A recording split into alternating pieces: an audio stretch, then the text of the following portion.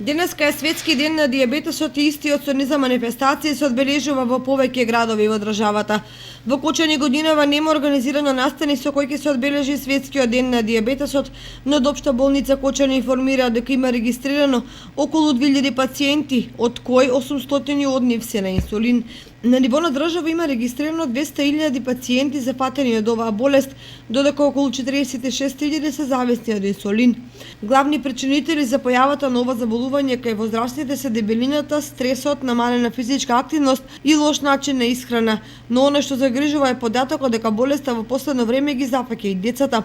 Околу 30 деца годишно заболуваат од оваа болест, особено деца на возраст до 4 години. Причините за ова не се познати, за разлика од возрастните деца не се изложени на стрес или лош начин на исхрана.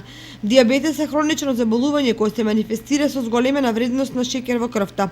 За негово регулирање потребен е хормонот инсулин кој се лачи во панкреасот. Симптомите на оваа болест се зголемено чувство на жед, често мокрење, замор, заматен вид инфекции, како и варијации во тежина без очигледна причина. Најзастапен тип на оваа болест е така наречениот тип 2, со кој се опфатени најголем дел од возрастните. Интересен податок е дека преку 90% од заболените имаат прекумерна телесна тежина.